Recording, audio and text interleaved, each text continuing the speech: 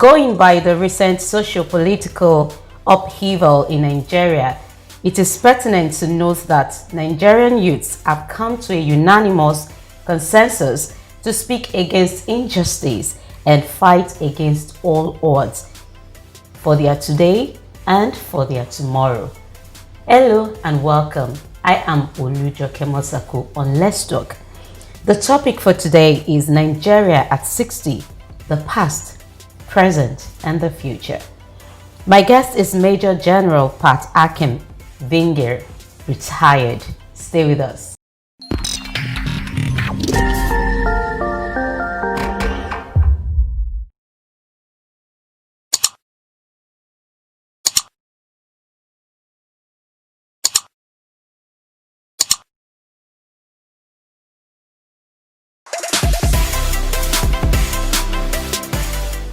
Thank you so much for coming, sir. Thanks a lot. Yes, I understand that your success story is not without Nigeria because I read about you and you talked about the scholarships, the education abroad and all. I would want you to actually, what can you say about Nigeria when you were growing up and the Nigeria of today? A lot has changed. I believe that a young man like I was, who loses his father now in primary school, may have more challenges than I had, because the support systems that I benefited from have all but virtually disappeared. When I was growing up, when I was in primary school, in primary 5, I lost my father. He was separated from my mom. So I was grown up with a stepmother who was extremely kind. After the burial of my father, they had a meeting. I was very small, but I was permitted to stay in the meeting. They asked my stepmother, what do we do with him? She said, this boy loves school too much. Otherwise, I would have withdrawn him so that we could farm. Now, to me, that would have been tragic because I hated farming at that age. Yes. So they now said, so who is going to pay for his schooling? They brought up my auntie, who was my father's junior sister with her husband. They debated and said she couldn't handle it. They ended up mentioning an uncle who was a police corporal who had 16 children of his own. They sent a delegation to him, and then he said they could bring me up. Now that uncle happens to be the present governor of Benue State's father. Oh, wow. So he said they should bring me up. By the time I got to the house, I saw that I had 16 children. And then there were 3 of us who had come to stay like that. So we were 19. One person was in college, so we were 18, plus 2 wives. So food was never enough, and it wasn't his fault. He was a good man. He was a good man for even adding my burden to himself. He was a good man. Anytime they did our food, they'll put it in the pot for the boys. Before you would say Jack Robinson, the food was over. So things were tough. And it wasn't because the old man did not try. Things were tough. So the prospects of me going to college looked dim. So I kept on passing entrance examination into colleges, but I couldn't go on until I finally passed the entrance examination into a teacher's college. And that was at the time that teachers' colleges were free. They were trying to train a lot of teachers. This was 1976. So I ended up in Car Teachers College, which was a missionary school that had been taken over by the government. We still had American teachers. I had teachers like Miss Kahneman, Mr. Hubers, Miss Chappell. So I started having contact with those white missionaries who were teachers early. And I spent 4 years in that college because I did from 1 and 2 in 1 year. Then I decided on my own that I was going to register for GCO level so I could graduate with 2 certificates. So that was in Nigeria. By the time I graduated and started teaching the primary school, I looked at the odds and they were very dim. But then I passed the entrance examination to the Nigerian Defense Academy, and that was a major turning point. I went into NDA. We went for the interview. When we were coming back, they gave us transport money. 2 weeks later, they called my name on radio that I was successful. I should come for training. I didn't have to know anybody. I didn't have to know anyone. I was selected to go to the Nigerian Defense Academy. And that was the turning point. They were training us to become officers, and they were paying us for training us. When I graduated, I decided to go to a corps where I could read law. So I selected the military police because I was told that in military police, if you belong to a military police, you could read law, you could read psychology, you could read sociology, you could read criminology. They mentioned the courses. So I selected military police. And then again, I saw the way they were dressing. They're in charge of discipline of the army. And I saw the way they dressed, and I felt that was where I wanted to be. I passed out of the Nigerian Defense Academy, worked for 2 years in the unit, and then got admission to University of Lagos to read law, sponsored by the army. Wow. Went to Nigerian Law School, sponsored by the army. Went to University of Kent, UK to do masters, sponsored by the army. I went to Harvard to do advanced training on the law of armed conflict, sponsored by the army. I went to National Defense University, Pakistan for 1 year, sponsored by the army. So that was the Nigeria that we were growing up in. It has changed dramatically. Things no longer work that way. So if we do not do something quickly to turn the ship around, we're heading to troubled waters. Okay, so now let's quickly look at the advantages and benefits of being a Nigerian citizen when you were growing up and now. You said everything has changed, but what were the advantages before, and do we still have any benefit as a citizen right now? Just a step behind me, if you take a generation behind me, you will notice there were people who went to universities, Ahmed Bello University, University of Ibadan, Ife, Lagos. The feeding of students, they used to give them tickets. Wow. 2 students could share a whole chicken together. Those were schooling, the books were available, the libraries were stocked. In fact, by the time I went to University of Lagos, we still made a residue of what those guys enjoyed. In University of Lagos, we're getting Harvard Law Review in our law library. The library had a section for law alone, and it was filled with books. I had lecturers who were so brilliant, who were teaching us, and the books we were reading were written by them. Professor Yemo Sibajo taught me the law of evidence. Those were the sharp guys. Professor Diogun, Professor Motola. Now even professors are just managing. So the difference is huge. Now, if you were a fatherless child like I was, the government still had something to offer you. We can't say the same thing today. So things have changed. Medical facilities were working. Our college had medical facilities. University of Lagos had medical facilities. In fact, a whole teaching hospital. So if a student was sick, it was easy to get the student treated. How much was my own scholarship in University of Lagos? The Nigerian Army was paying me just about 1,000 naira. And it was enough. It was enough to fund my education. My own salary was 300 and something naira. And I was collecting it monthly. I was one of the students in the faculty with a car because I was an army officer. So today, things have changed dramatically. The population has increased.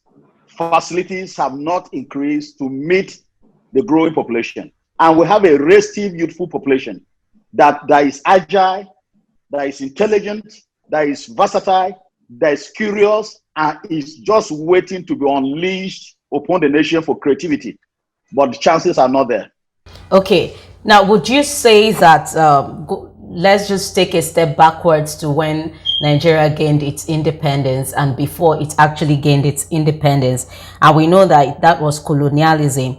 Has it been beneficial to the development of Nigeria before or after? And if there was no colonialism, would Nigeria be better than what it is right now? I think that the jury is still out on the benefits or otherwise of colonialism. We need to gather data. I read somewhere yesterday that when you are interviewing a PhD guy, they start talking about data. Without data, without empirical or anecdotal data, it will be difficult to say. But some people have canvassed the argument that we got independence too early. That it would have been better if the British had stayed and developed the country to a certain level. As a matter of fact, without being shy about it, I think that the guys that took over the nation were not ready. They were still tethered to their religion. catered to their ethnic groups. So yes, colonialism, perhaps if they had stayed longer, the foundation for Nigeria's growth would have been well laid. But again, who knows whether the group that took over would have dismantled it. I went to South Africa. I've been to South Africa a couple of times. You can still see the impact of the apartheid system. The developed structures are on the ground. Okay, yeah, the indigenous have been impoverished. Citizens have been impoverished. But you can see a level of development that you can't see in Nigeria. So yes, you can say that perhaps if they have stayed longer. But again, a nation must come of age on its own. We have everything to be a great nation. We have the intellectual capacity. We have resources beyond imagination. If you do an empirical analysis and comparison of Nigeria and Singapore, you will see that we got independence almost at the time that Singapore was also emerging as a nation. What did they do? They had leadership. Leadership focused on three things: education, housing, infrastructure. They decided that they were going to be a manufacturing nation. And that is what you have. Today, they are the fourth richest nation on earth, without oil, without natural resources. They are unleashing their intellectual capacity. We are not doing that. So yes, perhaps if the colonial guys have stayed a little bit longer, but the verdict is out. The jury is out. It's neither here nor there. We do not have evidence to support any of the assumptions. Yes, I actually read somewhere too that it's as if they sold us out, or they were very frigid about it. Like they were. I can tell you that. I can tell you that they were using what they call indirect rule, and they found out that the northern part of the country was more pliable because of the structures that were in place. These people were subservient or submissive to the emirates, the emirs. So they used that system and ended up imposing upon the nation a group of people who were not really prepared for leadership as leaders. And told them what to do to keep ruling, and they are applying it and using it.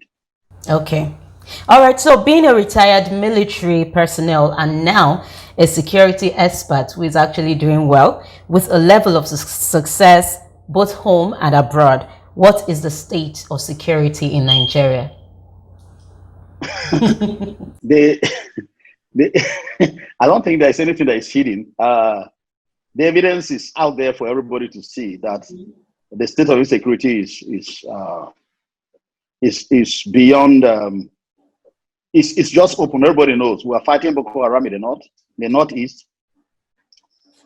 Kidnapping is going on. Banditry, herdsmen killing farmers, occupying lands and communities. Armed robbery, yeah, the insecurity is there. Without doubt, everybody knows that we're an insecure nation.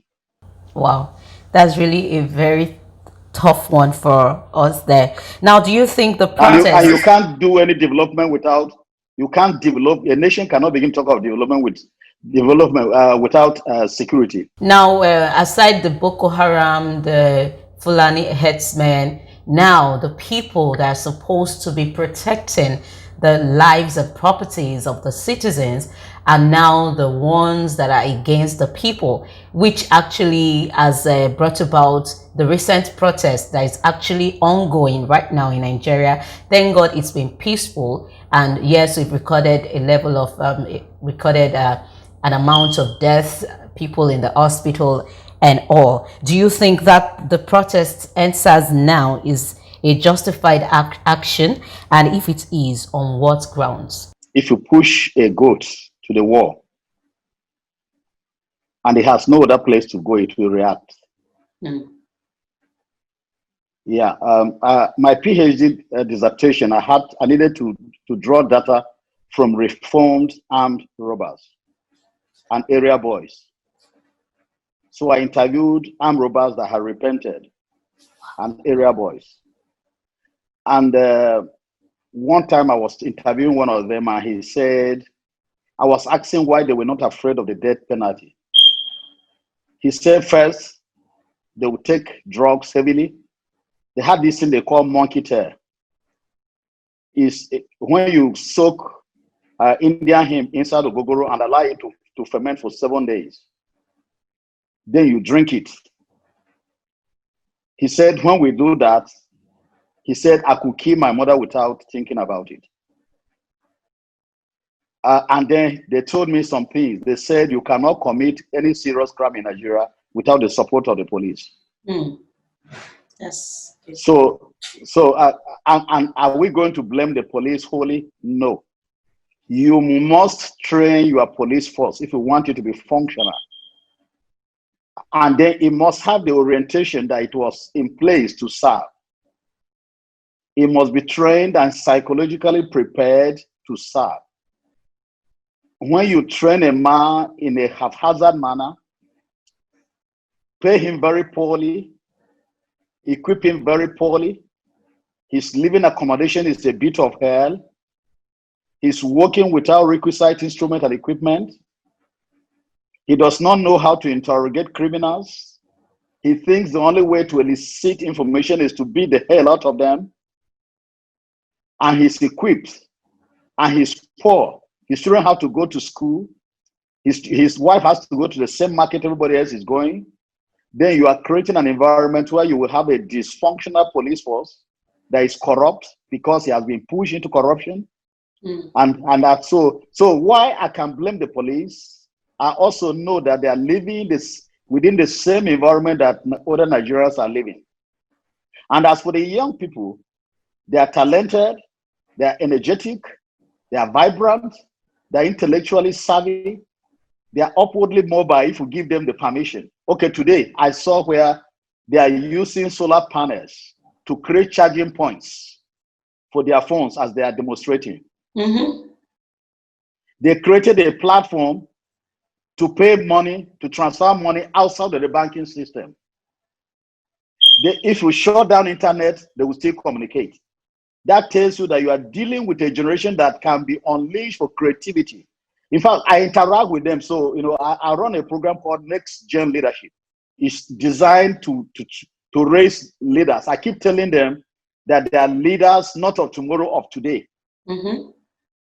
So we're having a confluence of two forces, the youthful forces and its creative ideas, and a dysfunctional, untrained, poorly managed, demoralized police force.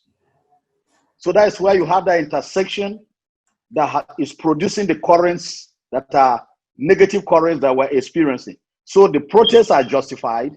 They will bring the nation, the national leadership to a position where they can sit down and think and say, what can we do to actually look? It's an opportunity to reform the police. It's also an opportunity to in place structures that can harness the energies, strengths, creativity, and intellectual capacity of our young people. As a result of this, the IG decided to disband the SARS and came up with another one called SWAT.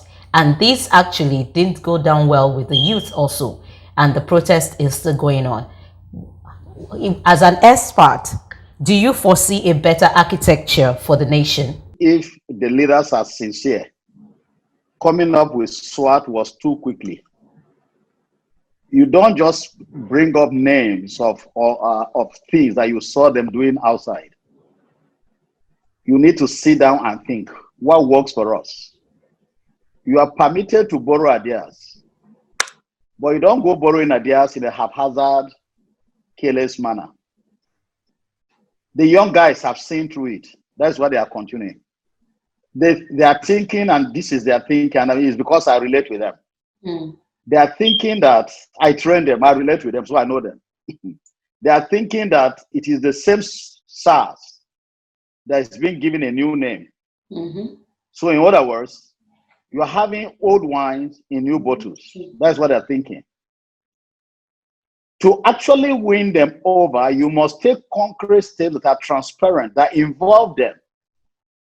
In other words, you will need to dialogue with them. You will need to ask them what they really want.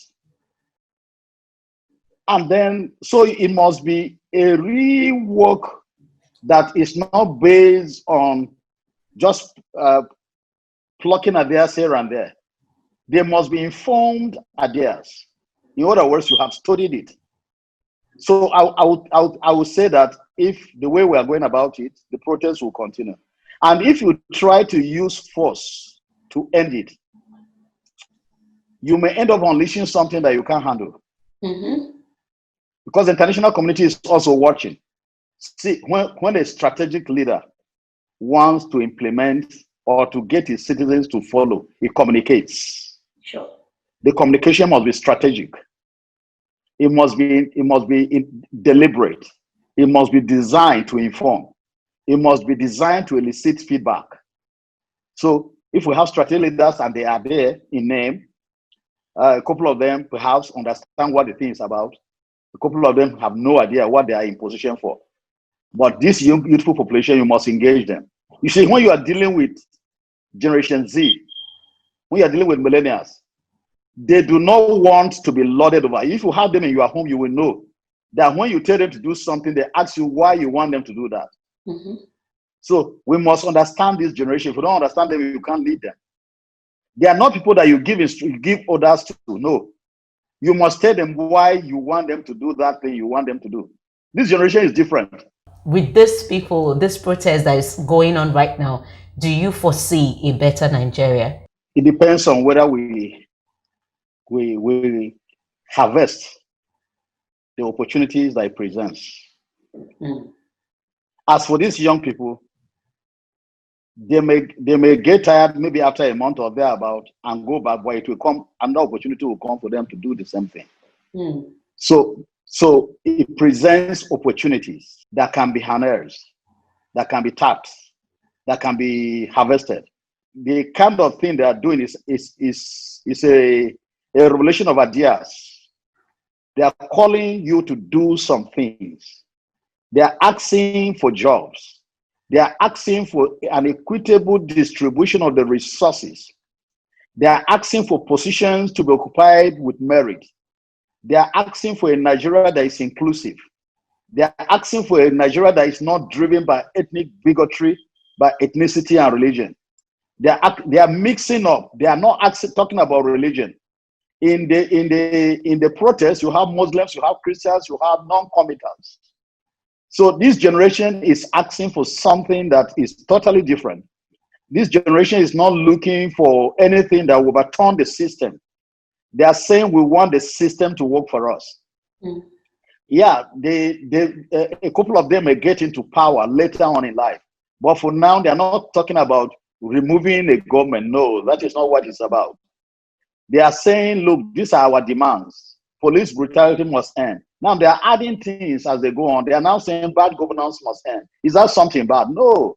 It's something that the government should embrace. Look, it's disheartening for me traveling around the world and coming back to an airport whose ACs are not working. Coming down, one day I was returning from US and I was on the flight with the former president of Nigeria, President Jonathan. I was on that flight with Ngozi Iweala, and we came down and they brought something that looked like a ladder for us to climb down. And I was looking at the former president and the former minister. And so this former president is going to climb down this structure. As a former military man, it was easy for me to climb down, but I was also looking at the white people, they were on the flight. It was a Lufthansa flight. They were on the flight with us. And I said, this is their welcome to Nigeria. So we are saying, look, let things work. You can't be traveling outside the country for medical treatment when you can have your own hospitals. You can't be traveling and looking at those airports and you are too dull to even copy. You are too dense. We're not asking you to reinvent the wheel. Just copy what you are seeing. I was in Dubai last year, and one of the drivers that took me, he said our leader goes around the world and copies anything he sees. He said that's what the nation is developing. To develop, you must have a vision. The vision is not coming to plant a structure here, structure there. It must be well thought out. You know where you are going, and then you in place structures and systems that will take you to where you are going. So it's a different kind of revolution. It's not the kind of revolution that brings down a government. It's not the kind of revolution that results in bloodshed. It's a revolution of ideas. It's a change in the structures and systems that have oppressed the people for too long. They are saying they want merit to count. They want to have the same access that children of big men have. They want to have access to quality education. They want a system that functions, that works. That's what they're looking for. Thank you so much for actually coming on the show. It's been wonderful having you, and I've really learned so much from you, knowing full well that you actually had the best of Nigeria at a time, and you could actually come out straight and tell us what it is right now. It's indeed an honor. Thank you so much. Thank you. It's my pleasure. Yeah, and to you out there, thank you too for being part of the show. Endsars is ongoing, and it will be nice for all of us to actually lend our voice. One nation, actually, one voice, and everything worked perfectly well. Until another time, join me on the show, and I'm lekkimassacre once again. Bye for now.